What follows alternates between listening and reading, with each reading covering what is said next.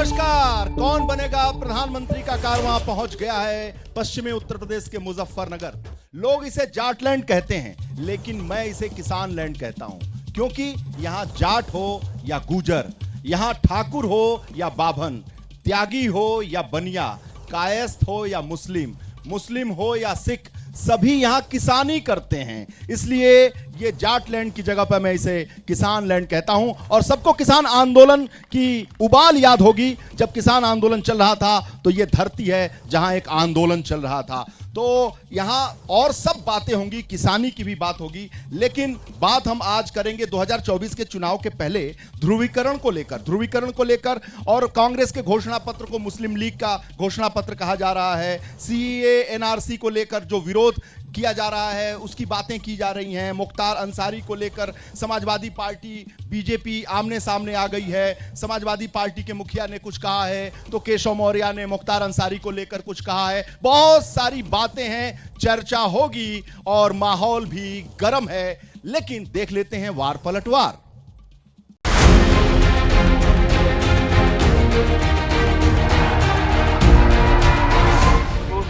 करण के दलदल में कांग्रेस इतना डूब गई है कि उससे कभी बाहर नहीं निकल सकती। जो घोषणा पत्र बनाया है वो कांग्रेस का नहीं, ऐसा लगता है मुस्लिम लीग का घोषणा पत्र दिखता है। जो उन्होंने बात ये कही है हमारे मैनिफेस्टो के बारे में कि झूठ का पुलंदा है, इसका हमें बड़ा दुख है। जो पार्टियां आज़ादी का विरोध कर रही थी या हमारे सेक्युलर समाज का विरोध कर रही थी, उन पार्टियों का ये मैनिफेस्टो लगता है। इस बात का हमें अत्यंत दुख है। जब मंदिर वालों ने आपके सारे गुनाह माफ करके आपको प्राण प्रतिष्ठा के कार्यक्रम में सम्मानपूर्वक निमंत्रित किया, आपने प्राण प्रतिष्ठा के निमंत्रण को ठुकरा दिया। आपने प्रभु राम का अपमान कर दिया। 25 लाख के स्वास्थ्य का कवर देना मुस्लिम लीग है। 30 लाख युवाओं को रोजगार की गारंटी देना मुस्लिम लीग है। बिहार में मतलब हो गया है तेजस्वी मतलब नौकरी, लेकिन यहाँ भी आएंगे तो वही ढपली, वही राग। देश के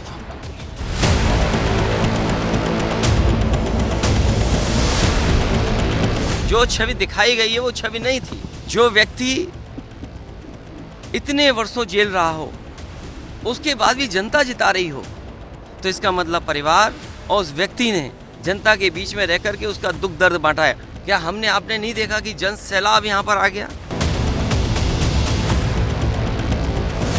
प्राण प्रतिष्ठा का निमंत्रण 22 जनवरी 2024 को ठुकरा दिया और वहाँ जाने की इनको फुर्सत नहीं मिली। बाकी जगह जाने की फुर्सत है तो केवल गाजीपुर ही क्यों गए? फिर चले जाए। अतीक अहमद की भी वहाँ पे कब्र बनी हुई, वहाँ पर भी जाकर के फूल चढ़ा। और रशिया में क्या एक लीडर ऑपोजिशन को जहर देकर नहीं मारा गया? रशिया में नहीं मारा गया क्या? आप सोचो, भारत सरकार पे आरोप लगा कि आप हमारे देश में हत्या करा रहे हो। क्या कनाडा के प्राइम मिनिस्टर ने भारत पर आरोप नहीं लगाया? भारतीय जनता पार्टी जो कहती है हम विश्व गुरु बनने जा रहे हैं, हम विकसित भारत बनेंगे, क्या विकसित भारत की यही डेफिनेशन होगी?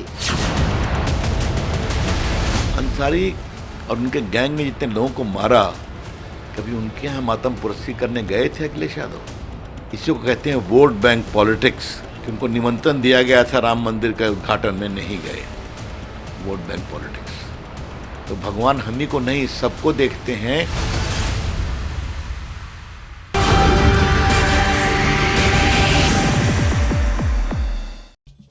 मुजफ्फरनगर, यहां गन्ने की मिठास भी है तो कभी गन की आवाज के लिए भी ये जाना जाता। लेकिन ये हमारे जो नुमाइंदे हैं इनका परिचय करा दें, चर्चा परिचर्चा होगी। तो ये साहब जो खड़े हैं कमल निशान वाले, अभिषेक गुजर साहब हैं, इनका तालियों के साथ स्वागत किया जाए। और इनके बगल में है समाजवादी पार्टी के अब्दुल राणा साहब, और उनके बगल में और कांग्रेस के बीच में है सलमान साहब, बसपा से हैं। और सुबोध शर्मा जी कांग्रेस के नेता हैं। मनीषा अहलावत जी फायर ब्रांड प्रवक्ता हैं आरएलडी की।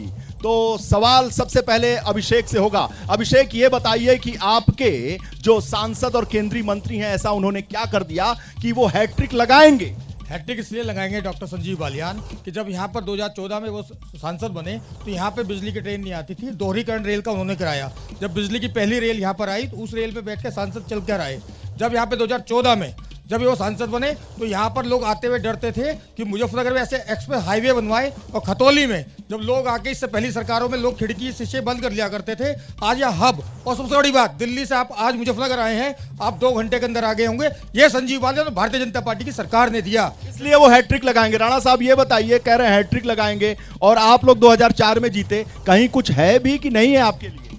कोई मुद्दा भाजपा का नहीं है, केवल ये ध्रुवीकरण की राजनीति करना चाह रहे हैं जो इनकी फेल हो रही है।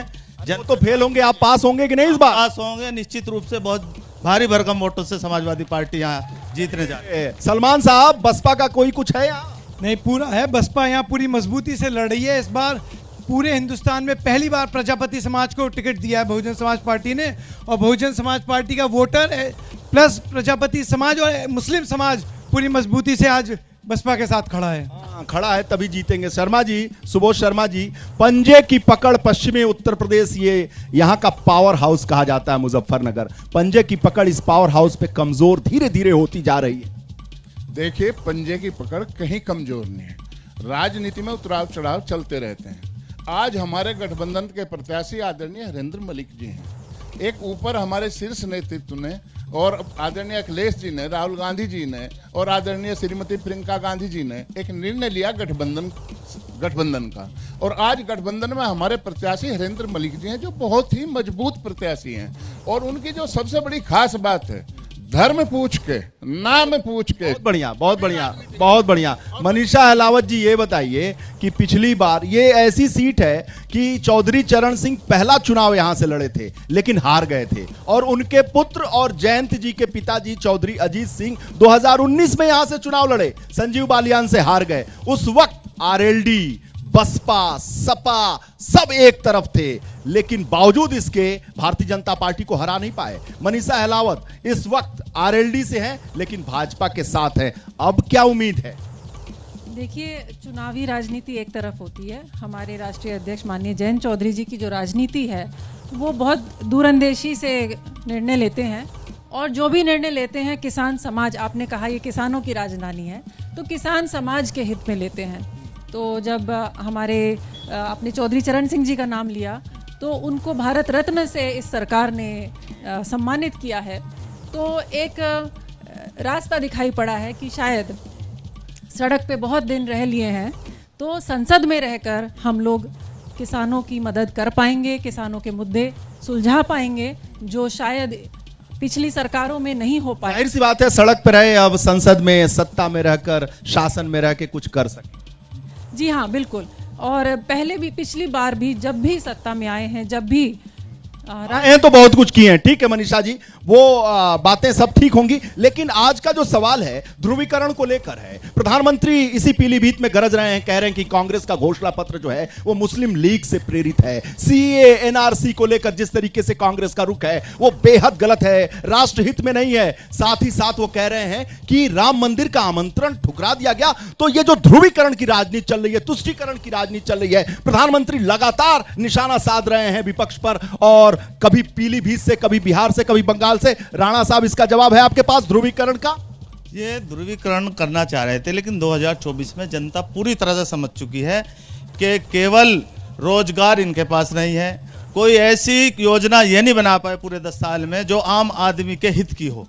ये केवल एक ही बात पे वोट मांगते हैं, ये ध्रुवीकरण का चश्मा लगाना चाहते हैं। लेकिन 2024 में किसान, नौजवान सभी जाग चुके हैं, और 2024 में जनता बीजेपी को सबक सिखाने जा रही है। आप भी जाग गए ना? बिल्कुल जाग गए हैं। ताली बज रही है आपकी बात? बिल्कुल बजेगी, और जो ताली है वोट में कन्वर्ट होगा। 4 जून में बहुत जोर जोर ताली बजेगी मुजफ्फरनगर। अच्छा, क्यों भाई?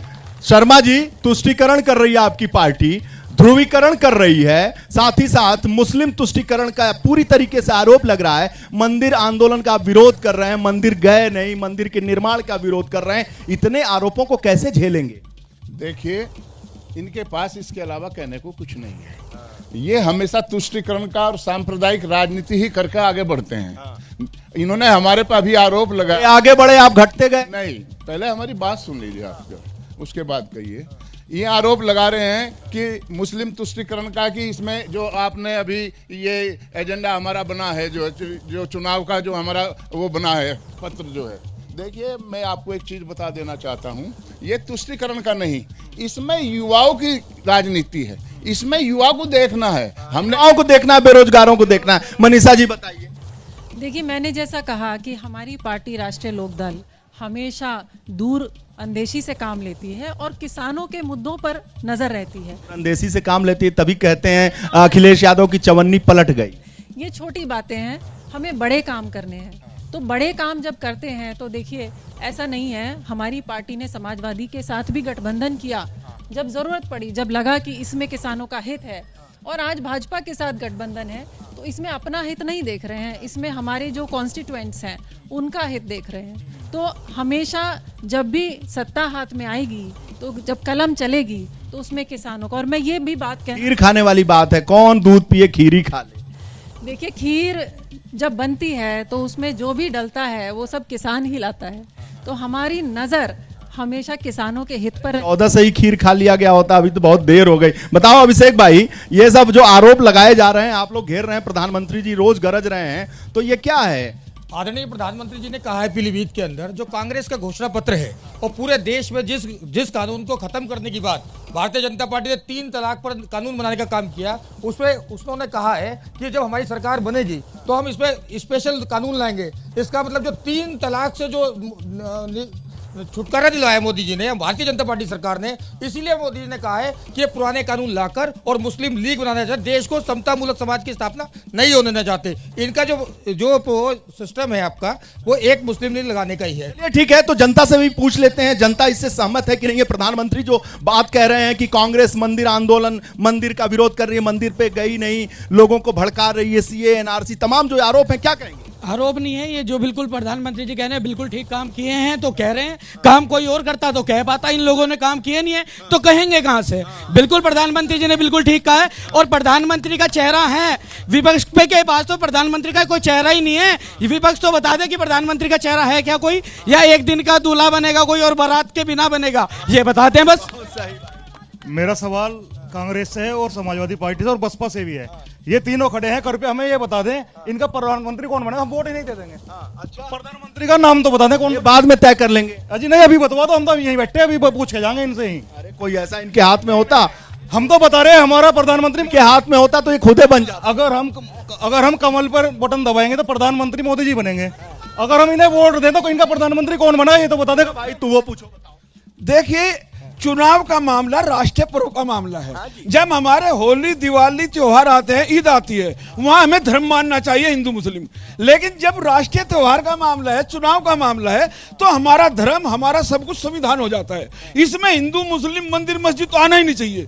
बात आनी चाहिए इलेक्टोरल बॉन्ड की। मैं कहता हूं, जब सुनिए, मैं सुनेगा नहीं, बोलते रहो। एक भिखारी भी जब 10 रुपए लेता है, चंदे के दान के 10 रुपए लेता है, तो वो आशीर्वाद देता है, तेरा कारोबार फले फूले, तू तरक्की कर। और ये लोग जब गाय का मांस काटने वाली कंपनी से पैसे लेते हैं तो क्या कहते होंगे, तुम्हारा कारोबार फले फूले। क्या जवाब है भाई? लड़ाई कहीं नहीं बची, लड़ाई 5 किलो नाज पर अटक रही। देश में रोजगार तो मिला नहीं, डिग्री तो घरों पड़ी, मजदूर पकौड़े बेच रहा, मजदूरी पकौड़े बेचा, पढ़ा लिखा भी पकौड़े बेच रहा। अब डिग्री जब कोठे में धरी गई तो पढ़ाई में 5 लाख 10 लाख 1 करोड़ रुपए लगाकर फायदा क्या हुआ? आप ये बताओ, जनगणना क्यों नहीं हुई? आज तक इन्हें नहीं पता कि गरीब रेखा में आदमी कितने हैं जिससे 5 किलो नाज पलड़े पे 15 लाख रुपया होते, प्रधानमंत्री 15 लाख खाते में बेच रहे थे। काला धन कहाँ रह गया? वो बैंक मैनेजर छक गया, जिसने 30% में 40% में नोट बदले वो छक गया। जेल में कौन गया? प्रधानमंत्री जी ये बात जरूर बतावे कि गरीब को 5 किलो नाज पे अटक गया मामला, विकास का दुआ होगा। 15 लाख ना है क्या तुम्हारा? 4 साल की नौकरी थी जो नौजवानों को, उसका ब्याह होना भारी हो रहा, 4 साल की नौकरी पे फेरे नहीं फिरते। अब क्या पहले तू करा क्या? 4 साल में रिटायर हो जम्मा, तो तेरा फेरे नहीं फिरते, तू ताला बैठ। ओ भाई अब आपने उसकी सुन ली, मेरी भी सुन के पूरी जाइयो, बिना फोन कटते जाइयो ना। राम मंदिर का ड्रामा था, राम नहीं मानते, इनके लिए राम सबसे बड़े दुश्मन। 15 लाख की बात कर रहा, 50 लाख में दे मम्मा, करवा ढंग से एक काम जो मैं कहूँगा। पन्नी का काम तुम चोरी करवा रहे, हथरल्ली वहीं खाई जा रही, मार जा करो बात, हम देंगे जवाब, हम देंगे जवाब, हम देंगे। कर बात आज कर बात। भगवान के नाम से वोट मांगी जा रही है, कितनी शर्म की बात है। सुन लो, 60 साल में बन गया था, आज से पहले 500 साल में बनवा देता 500 साल में। खामा कसम मत जवाब, कसम खामा कसम। राम मंदिर के नाम से संजीव बालियान। अरे रुक जाओ, खामा कसम। भाई साहब रुक जाओ, बोलना तो नहीं मैं। अरे पहले पूरी बात सुन, अरे रुक जा। माँ कसम खा, 500 साल में मंदिर बना, खाओ माँ कसम। मैं कह रहा हूँ माँ कसम खवा दो खड़े। विकास वोट नहीं जा रही, राम मंदिर के नाम से वोट जा रही, अपनी विकास वोट नहीं जा रही। विकास में करा क्या, जुमलेबाजी, विकास का हरिंदर मलिक जिंदाबाद। तो भैया जय श्री राम, जय श्री राम। जो विकास करेगा वही वोट पाएगा और वही राज करेगा। कौन विकास किया? बीजेपी ने जो अनंत विकास करा है, और इन तीनों पार्टियों ने परिवारवाद फैलाया, कोई ऐसा काम नहीं करा। 65 साल बराबर 10 साल, और 10 साल में जो काम हुआ है सारे देश ने देखा, पूरे विश्व ने देखा, और आज भारत के प्रधानमंत्री पूरे विश्व में पूछे जा रहे हैं। अरे तो भाई इस पे तो वोट नहीं मांगा जा रहा है, इस पे तो हिंदू मुस्लिम पे वोट मांगा जा रहा है, मंदिर पे वोट मांगा जा रहा है, तुष्टीकरण पे वोट मांगा जा रहा है, राम मंदिर पे वोट मांगा जा रहा है, विकास पे कहाँ बात? सब चीज पे मांगा जा रहा है, वोट विकास पे भी मांगा जा रहा है, वोट योजनाओं पे भी मांगा जा रहा है, सुरक्षा पे भी मांगा जा रहा है, न्याय पे भी मांगा जा रहा है। मैडम बताइए, जरा खड़े होइए, आप बताइए, नारी शक्ति हैं जी। मेरे ख्याल मेरा वोट तो केवल उसी को जाएगा जो हमें सामाजिक सुरक्षा देगा। कौन दे रहा है सुरक्षा? फिलहाल तो बीजेपी दे रही है, और मुझे लगता है कि आगे भी बीजेपी ही देगी। हम लोग जहाँ पहले सड़कों पे निकलने से डरते थे, ज्वेलरी पहनने से डरते थे, लेकिन अब ऐसा नहीं है। अब हम आराम से सड़कों पे निकल सकते हैं, टाइम की भी बाउंडेशन नहीं है।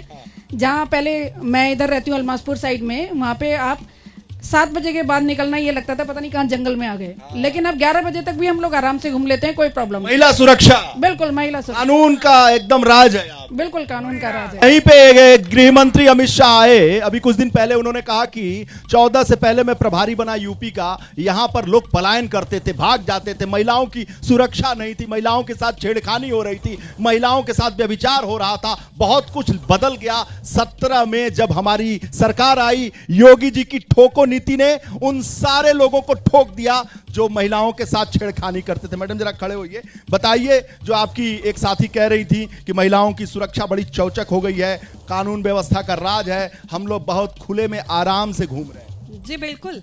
इसके साथ साथ मोदी जी ने नारी शक्ति वंदन अधिनियम लाकर जिस तरह हमें राजनीति में आगे हमारा पथ प्रशस्त किया है, उसके लिए भी उनका बहुत बहुत आभार। अच्छा, अगला लड़ लेंगी क्या?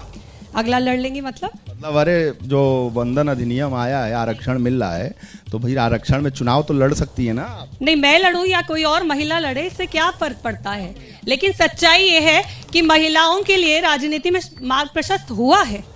जी बिल्कुल, काम हुआ है, काम हुआ है सर। किसने किया है? कि मोदी जी बार बार आपका भार आधी आबादी को दे दिया अधिकार। मोदी जी बार बार आपका भार आधी आबादी को दे दिया अधिकार। और भी कुछ है? बहुत कुछ है, बोलिए ना। कि देखिए बहुत कुछ बोलिए अच्छा नहीं लगेगा। लोगों पे ना जाइए, अपने पे आइए। भारत की गद्दी पर बैठा कर्म योग का योगी। भारत की गद्दी पर बैठा कर्म योग का योगी। और डर के थर थर लगे कांपने पाखंडी और ढोंगी। छा गए घर घर मोदी, गूंजता हर हर मोदी। छा गए घर घर मोदी, गूंजता हर हर मोदी। मोदी जी के लिए बनाया, कुछ योगी जी के लिए भी बनाई है। देखिए, योगी बाबा के अलावा तो कुछ और है ही नहीं। अच्छा मैडम, ये बताइए, इनका गाना भी आपने सुना, और आप तो बताइए कि आप जो महिलाओं की आवाज हैं और सारी लोग बात कर रही हैं, कानून व्यवस्था, महिला सुरक्षा, पलायन, ये पश्चिमी उत्तर प्रदेश का एक बहुत बड़ा मुद्दा रहा है, हर चुनाव में रहा है। तो महिलाओं की सुरक्षा है या नहीं है? बिल्कुल 100% है। आप तो पश्चिमी उत्तर प्रदेश का कह रहे हैं, मेरे हिसाब से योगी जी आने के बाद पूरे उत्तर प्रदेश में जहां पर भी आप जाएं तो महिला सुरक्षा हो चाहे पुरुषों की सुरक्षा हो, उसको लेकर के योगी जी ने जो ढोंगियों के, जो पाखंडियों के, जो गुंडों के पछाड़े हैं, अब वो जेल में नहीं, वो कहते हैं हमें बचा लो, हम तो हथियार डालने को तैयार है, बस हमें जेल मत भेजो, योगी जी से बचा लो। तो ऐसा थर्राना ये सिर्फ योगी जी और मोदी जी कर सकते हैं। मुझे नहीं लगता देश का इम्पैक्ट पड़ेगा, वोट मिलेगा। 100% पड़ेगा सर, 100% पड़ेगा। अब की बार 400 पार। मैडम आप बताइए, की बार 400 पार। मैं भी इनकी रेखा जी की बातों से सहमत हूँ, लेकिन मैं सिर्फ इतना चाहती हूँ, जैसे 33% आरक्षण दिया गया है तो महिलाओं को भी चुनाव में उतनी ही भागीदारी करने का मौका मिले। और मिलेगा, घबराइए मत, मिलेगा। मनीषा जी से पूछ लेते हैं। मनीषा जी, ये बताइए कि महिला सुरक्षा, कानून व्यवस्था, जो महिलाओं की आवाज है बुलंद हुई है, यहाँ पर सुरक्षा हुआ है, कानून व्यवस्था एक बड़ा मुद्दा पश्चिमी उत्तर प्रदेश का रहा है, पलायन एक बड़ा मुद्दा रहा है, तो आपको लगता है कि ये बड़ा मुद्दा रहा है, उसका निजात इस सरकार ने किया है, तो उसका फायदा पार्टी को मिलेगी? निश्चित ही। देखिए, महिला 50% नहीं 51% वोटर है, तो अगर आप महिला को चर्चा का मुद्दा बनाएंगे और महिला सुरक्षा को, तो उसका निश्चित ही वोट में आपको वो आशीर्वाद देंगी सारी बहनें, जैसा कि अभी सबने कहा। और क्योंकि ये बिल पास हो चुका है, विमेंस रिजर्वेशन बिल, तो मैं मानती हूँ ये भी एक ऐतिहासिक फैसला रहा है। ठीक है, मुख्तार अंसारी भी एक बड़ा मुद्दा बने हुए हैं, क्योंकि अखिलेश यादव उनके घर गए तो उन्होंने कहा कि मुख्तार अंसारी के साथ ठीक नहीं हुआ, वो जन नेता थे, और जो उनकी मैयत में और उनके जनाजे में हजारों लोगों की संख्या में लोग आए, तो कोई सामान्य मामला नहीं है और उनके साथ ठीक नहीं हुआ। मुख्तार अंसारी एक बड़ा मुद्दा है पश्चिमी उत्तर प्रदेश में, उसकी गूंज है या नहीं? ये तो आपने खुद ही बता दिया कि जिस आदमी के जनाजे में लाखों आदमी थे, तो वो कुछ तो होगा।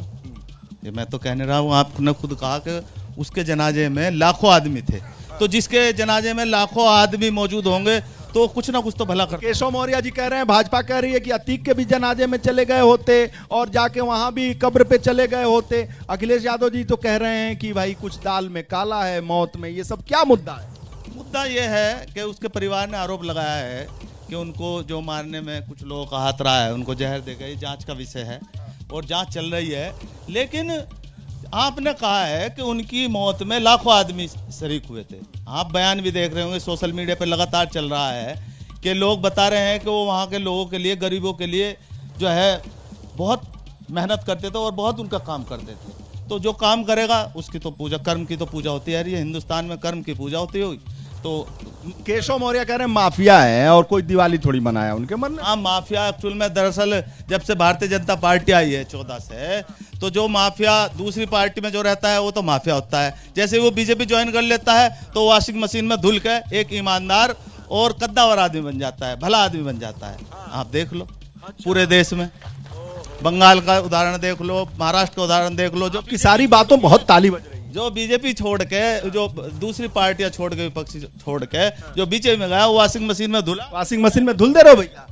वो धुल नहीं रहा है। अपनी बात सुन लीजिए, ये मुजफ्फरनगर, जिसको यहाँ 2000 में क्राइम कैपिटल के नाम से जाना जाता था, कन की आवाज, और गन्ने के साथ औकाल की पिक्चर भी बनी है। यहाँ गुड़ की मंडी सबसे ऊपर हुआ करती थी, उसका नाश करके क्राइम कैपिटल बनाया। यहाँ पर पकड़ होती थी, अपहरण उद्योग चलता था 2000 के आसपास, और नेता यहाँ डील कराया करते थे अपहरण में कितना पैसा देना है, कितना छुड़वाना है। उसके बाद यहाँ पर मुजफ्फरनगर की पहचान बनी। एक लड़की को यहाँ एक पार्टी के नेता ने गाड़ी में खींचने का काम किया। एक पार्टी के नेता जो यहाँ के खड़े कह रहे हैं यहाँ गुंडागर्दी को बढ़ाने का काम किया। और 2013 खराब माहौल, मैं बताना नहीं चाहता सचिन गौरव की हत्या का टाइम, किस तरह अधिकारियों को यहाँ से ट्रांसफर करा दिया गया रातों रात। और 14 के बाद यहाँ पर भारतीय जनता पार्टी ने मोहब्बत नगर बनाने का काम किया है। 14 से जब से मोदी और योगी जी की सरकार आई है, जब से आज तक यहाँ कोई दंगा नहीं हुआ, कोई झगड़ा नहीं हुआ। इन लोगों ने लोगों को लड़ाने का काम किया, झगड़ाने का काम किया। एबीपी न्यूज पर एक्सक्लूसिव इंटरव्यू हुआ है मुलायम सिंह यादव की बहू अपर्णा यादव का। अपर्णा यादव ने बड़ा बयान दिया है। अपर्णा ने कहा है कि प्रियंका गांधी के खिलाफ वो लड़ने को तैयार हैं। अपर्णा ने कहा है कि अगर पार्टी कहेगी तो रायबरेली से लड़ूंगी। उन्होंने कहा है कि डिंपल यादव के खिलाफ चुनाव लड़ने से मुझे इनकार है, मैं नहीं लड़ूंगी। लड़ूंगी चुनाव डिंपल यादव के खिलाफ। अपर्णा ने यह भी कहा है कि डिंपल यादव के खिलाफ कभी भी चुनाव नहीं लड़ूंगी, वो मेरी जेठानी है, उनका हमेशा आदर करती रहूंगी। तो अपर्णा यादव का एक्सक्लूसिव इंटरव्यू एबीपी न्यूज पर सुन लीजिए। बीजेपी नेता अपर्णा यादव हमारे साथ है, उनसे बात करते हैं। अपर्णा, ये जो लोकसभा का चुनाव चल रहा है, आपको क्या दिखाई पड़ रहा है, तस्वीर क्या दिख रही है? पीएम मोदी जिन गारंटियों की बात कर रहे हैं, जिस तरह से उन्होंने रैलियां करनी शुरू कर दी हैं, और दूसरी ओर अभी सपा कांग्रेस इनकी उस तरह से तैयारियां नहीं शुरू हो पाई हैं, क्या तस्वीर आपको यूपी में दिखाई दे रही है? देखिए, सर्वप्रथम मैं ये कहूँगी कि आदरणीय प्रधानमंत्री श्री नरेंद्र मोदी जी ने सारे भारतवासियों को सुरक्षा के लिए जो उनके पैरामीटर्स हैं, चाहे वो बॉर्डर सिक्योरिटी हो, चाहे उन्होंने बॉर्डर एजेंसी पे काम किया हो, चाहे उन्होंने जो डिफेंस कॉरिडोर का एक सेटअप किया हो, ये बहुत बड़ी बात करी है। मुझे एक बात और बताइए अपर्णा कि यूपी का आपको क्या सीन दिख रहा है? बीजेपी 80 में 80 की बात कर रही है, आपको लगता है कि समाजवादी पार्टी की चुनौती के आगे या कांग्रेस साथ मिल गई, ये इतना आसान है 80 में 80? देखिए, मैं तो समझती हूँ कि कोई भी पार्टी भारतीय जनता पार्टी के मुकाबले में इस समय कहीं है ही नहीं। आप किसी से भी लोकल सर्वे कर लीजिए, पार्टी मेरे बारे में सोच रही है, ये मुझे पता है, और जो भी करेगी अच्छा ही करेगी। यादव हूँ, यादवों के बारे में बात भी रखी हूँ और रखती भी हूँ। जिनको नहीं समझ में आ रहा है, जो सिर्फ कुछ ही यादव को देखना चाहते हैं, वो शायद अपर्णा यादव की बात नहीं सुन पा रहे हैं या समझना नहीं चाह रहे हैं, पर मैं लगातार अपने यादव भाई बहनों के बीच में जा रही हूँ। लोकसभा का चुनाव चल रहा है, अभी कई सीटें बाकी हैं जो अनाउंस नहीं हुई हैं, क्या अपर्णा यादव भी दावेदारी में है क्या? ये भी सवाल पूछा जा रहा है। तो पार्टी हमारी बहुत बड़ी है, राष्ट्रीय पार्टी है, हर व्यक्ति का काम देख रही है, हर व्यक्ति का स्टैटिस्टिक्स से लेकर के डेटा जाता है पार्टी के पास। पार्टी को यथावत पता है कि कौन कितना जिम्मेदार है, कौन कितने पानी में है और कौन कितना पानी में नहीं है, कौन कितना काम कर सकता है। रायबरेली की एक सीट है जहां ये चर्चा है कि प्रियंका गांधी वहां से लड़ सकती है, ये चर्चा है, क्या अपर्णा यादव तैयार हैं टक्कर देने के लिए? देखिए, मैं समझती हूँ कि इन लोगों का तो जनाधारी खत्म हो चुका है। कांग्रेस एक ऐसी पार्टी है जिसका तर्पण हो चुका है। अब मैं नहीं समझती हूँ कि कांग्रेसियों को जो है कोई भी व्यक्ति अपने सामने लाना भी चाहता है, और जिस प्रकार की बातें चल रही हैं, उनके जो दिन प्रतिदिन घोटाले और ज़बरदस्त तरीके से जो मैं समझती हूँ कि पॉलिटिकल गैर जिम्मेदाराना वाले बयान आते हैं। रायबरेली की चुनाव प्रियंका गांधी की चुनौती के लिए अपर्णा तैयार?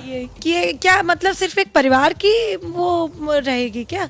क्यों नहीं लड़ सकते? अगर पार्टी बोलेगी तो बिल्कुल लड़ेंगे। मैं व्यक्तिगत सवाल कर रहा हूँ कि आप प्रियंका गांधी को हरा सकते? बिल्कुल हरा सकती हूँ, क्यों नहीं हरा सकती हूँ मैं। ये कई बार चर्चा उठी कि मैनपुरी के बारे में, क्या अपर्णा यादव मैनपुरी में जाकर के जेठानी को टक्कर दे सकती हैं? कभी कुछ ऐसा आपके जहन में आया क्या? नहीं, मेरे जहन में कभी इस प्रकार की बात नहीं हुई, कभी ना मेरे जहन में इस प्रकार की बात आई है, और मैं अपने बड़ों का बहुत आदर करती हूँ। देखिए, सब कुछ अपने बड़ों का आशीर्वाद लेकर के मैंने किया। अपर्णा यादव किसी भी सूरत में डिंपल यादव का चैलेंजर नहीं बन सकती?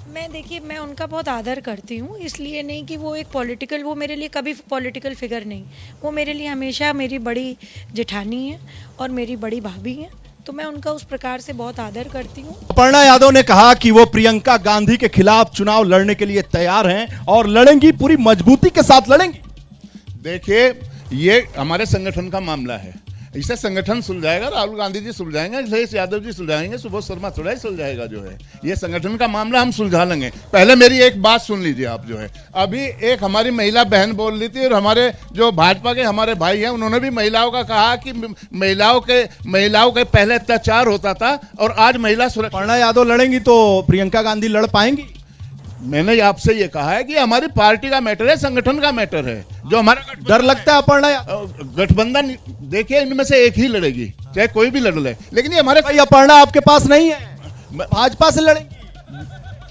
भाई सुन तो लो, अपर्णा तो आपके पास है ही नहीं है, वो तो भाजपा के तर्कस में तीर है। मेरी बात सुन लो आप। जो है अपर्णा सुने आपकी, आप बताओ भैया। वो कह रही है कि अपनी जेठानी डिंपल यादव के खिलाफ हरगिज नहीं लड़ूंगी, कभी चुनाव नहीं। अपर्णा यादव कोई केस ही नहीं है, राजनीति में नहीं है ना, यहाँ कोई केस नहीं है, मजबूती नहीं है, कुछ नहीं अपर्णा यादव, कुछ नहीं, कुछ है ही नहीं। अब बात करने लायक मुद्दा नहीं अपर्णा यादव। कह रही हैं कि हम लड़ेंगे डिम्पल यादव के खिलाफ, कभी नहीं प्रियंका। हिंदुस्तान में बहुत लोग कुछ का कुछ बोलते रहते हैं, तो इस पर घर की बहू है, कोई फायदा नहीं, बहू है, कोई कान नहीं।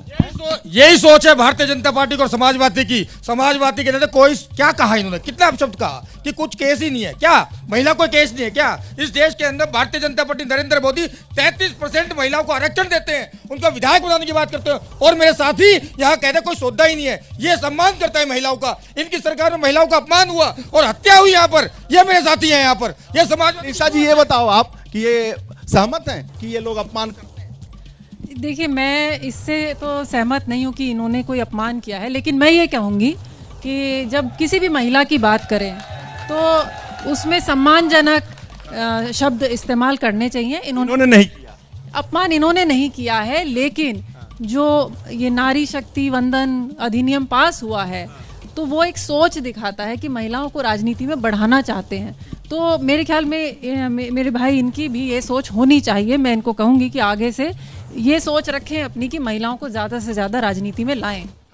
लाए भैया, ज्यादा से ज्यादा लाओ भैया। तो बस महिला आपकी तो अध्यक्ष है महिला है। मैं वही कहा, जब महिलाओं की बात की महिलाओं ने, तो बहन कुमारी मायावती जी से मजबूत कौन महिला होगी। और दूसरी बात मैं कहना चाहूँगा कि जहाँ समाजवादी और बीजेपी यूपी में चुनाव लड़ रही हैं, इन दोनों एक सिक्के के पहलू है कि इनका बहुजन समाज पार्टी का ये कहना है कि ना हम तीर बांटेंगे ना तलवार बांटेंगे, ना हम तीर बांटेंगे ना तलवार बांटेंगे, मोहब्बत अपना मजहब है, जहाँ को प्यार बांटेंगे। ये सुन ले गौर से, नफरत को बांटने वाले जो ये नफरत बांटेंगे तो हम किरदार बांटेंगे। बहुजन समाज पार्टी की सरकार में हमेशा एक अच्छा माहौल रहा, प्रदेश में एक अच्छा सुरक्षा का माहौल रहा और कानून व्यवस्था हमेशा कंट्रोल। आपने शायरी सुनाई है तो एक गाना तो बनता ही है कि मैडम से पूछ लूं। देखिए उन्होंने शायरी सुनाई, आप गाना सुना दीजिए खड़े होके। 2 पंक्तियां देती हूँ कि हाथ मलेगा हाथों को फिर हाथ न कुछ आएगा, हाथ मलेगा हाथों को फिर हाथ न कुछ आएगा, घर घर कमल खिलेगा फिर से, घर घर कमल खिलेगा फिर से, भगवा लहराएगा। किस्सा 24 का। भाजपा के नेता है क्या? मैं भाजपा की नेता नहीं हूँ, मैं आम जनता हूँ। आम जनता है तो सारी कविता आपकी भाजपा पे ही? नहीं, भाजपा पे इसलिए है कि जो अच्छा काम करता है उसकी टांग खींचने बहुत लोग आ जाते हैं। जो अच्छा काम करता है उसकी टांग खींचने बहुत लोग आ जाते हैं और प्रशंसा करने का साहस नहीं बटोर पाते। योगी जी पे भी सुना दीजिए। योगी जी पे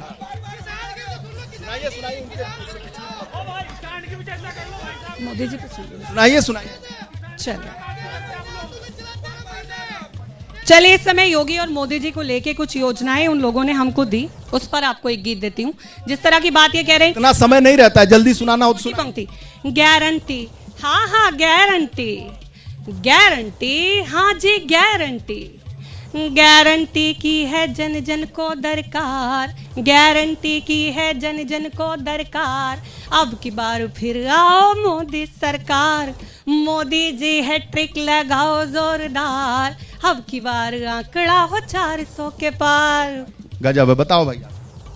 जहाँ तक अभी कुछ भाई कह रहे थे किसानों के, मेरे को लगता है इनको शायद ज्ञान नहीं है कि योगी जी ने किसानों के लिए फ्री बोरिंग की सुविधा दे रखी है कि बोरिंग का कोई शुल्क नहीं लगता करवाने, और किसान को पानी के अलावा क्या चाहिए। और रही बात महिलाओं की, तो महिलाओं में माता को जब जन्म देती है एक बेटी, 50,000 रुपये उसके नाम से जन्म जमा होता है और 5100 रुपये उस माँ को मिलता है। तो ऐसी योजनाएं जो महिला और किसान दोनों से जुड़ी है, तो ऐसा इनकी सरकारों ने कभी किया हो तो ये बता दें। हम तो गुण गाएंगे। जनता से पूछ लेते हैं। बताओ भैया, खड़े हो जाइए। जो कह रही अभी बहन जी ये कह रही कि फ्री किसान बोरिंग हो रहे किसानों के। मेरा गांव भी, मैं घराने वाला भी गांव का हूँ, एक किसी किसान का बोरिंग फ्री नहीं हो रहा, कोई किसी किसान का बिल का बिजली माफ नहीं हो रहा, कोई किसान को छूट नहीं है। और रही बात महिला सुरक्षा की, अभी 2 कविता इन्होंने सुनाई, तो अभी 6 महीने पहले ही आदरणीय जयंत चौधरी साहब, समाज के पास भी कविता है क्या? नहीं, कविता नहीं है, लेकिन मैं आपको बिल्कुल रियल बात बताना चाहता हूँ। जल्दी बताओ। तो अभी चौधरी साहब हमारे गठबंधन में थे समाजवादी के साथ। हाथरस में एक दलित की बेटी रात को 12 बजे पुलिस के अधिकारियों ने बिना परमिशन के पेट्रोल डाल कर जला दी। चौधरी साहब वहां गए, चौधरी साहब के ऊपर लाठीचार्ज हो गया। जब कहाँ गई थी महिला सुरक्षा, चौधरी साहब के सब नारे वहां कुछ और थे, आज कुछ और हैं। वो सिर्फ महिला सुरक्षा बताइए। इसीलिए राजनीति में 33% आरक्षण दिया मोदी जी ने, ताकि महिलाएं आगे आए और ऐसे जो आघात दूसरे लोग कर रहे हैं उनको भी बचाया जा सके, इसीलिए महिलाएं आगे आएंगी तो महिलाएं और अधिक सुरक्षा के मुद्दे उठाएंगी। लेकिन अभी तक महिलाओं को आगे लाने वाली कौन सी सरकार है, मुझे उसमें बता दीजिए। सिर्फ अपने बच्चों को आगे लाते हैं, अपने परिवार को आगे लाते हैं। परिवारों को खत्म करके महिला और किसान को आगे लाइए, फिर देखिए देश कैसे तरक्की करता है। क्या पूछूं? सुनिए अभी आप। मैं तो मोदी जी की नीतियों से सहमत हूँ, लेकिन फिर भी मैं चाहती हूँ कि कुछ चीज़ें और भी इम्प्रूव हों जो कि महिलाओं के लिए बेनिफिशियल हों। लाइक जो 33% आरक्षण है उसमें महिलाओं को भी ठीक है, और दूसरी बात थोड़ी सी सरकारी नौकरी और भी मिले। भारतीय जनता पार्टी के नेताओं पर नहीं हुई। और अरविंद केजरीवाल जी 10 बयानों में से 8 बयान छिपाकर मात्र 2 बयान कोर्ट के सामने लाए जाते हैं। और मैं फिर से दोहरा रहा हूं, मगुंटा रेड्डी, राघव रेड्डी के 10 बयान थे। अंतिम 2 बयान में जैसे ही उन्होंने केजरीवाल जी का नाम लिया, तुरंत उसके बेटे को बेल मिल जाती है। और मंगुंटा रेड्डी कौन है? आज की तारीख में वो एनडीए का प्रत्याशी है। आंध्र प्रदेश में नरेंद्र मोदी जी की तस्वीर लगा के वोट मांग रहा है, जिसके ऊपर भारतीय जनता पार्टी और ईडी ने शराब घोटाले का आरोप लगाकर उसकी जांच शुरू की थी। आज वो कैसे मोदी की तस्वीर लगा के वोट मांग रहा है? मुझे जवाब दो भारतीय जनता पार्टी के लोगों।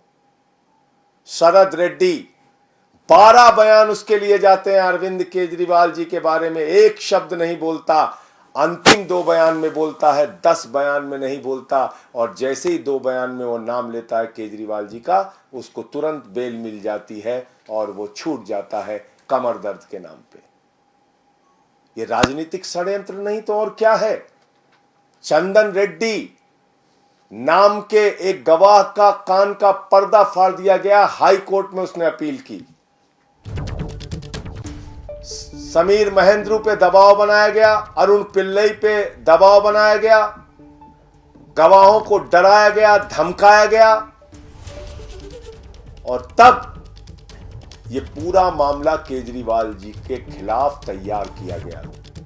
मैं पूछना चाहता हूं भारतीय जनता पार्टी के लोगों से, मैं पूछना चाहता हूं हिंदुस्तान की राजनीति में आजादी के बाद से लेकर अब तक की सबसे भ्रष्ट पार्टी भारतीय जनता पार्टी से और बीजेपी की सरकार से, क्या आप मुझे जरा बताइए कि जब 60 करोड़ का सीधा मनी ट्रेल तुम्हारे खिलाफ मिल गया तो तुम्हारे नेताओं से पूछताछ ईडी और सीबीआई क्यों नहीं कर रही? क्यों नहीं अब तक एलजी ने चिट्ठी लिखी, जांच की? क्या कारण है कि इलेक्टोरल बॉन्ड में इतना हजारों करोड़ का घोटाला सामने आने के बावजूद, जिस कंपनी का मुनाफा 0 है, जिस कंपनी का मुनाफा घाटे में है, मुनाफा तो छोड़िए, जो कंपनी घाटे में चल रही है वो सैकड़ों हजारों करोड़ रुपए आपको चंदा दे रही है।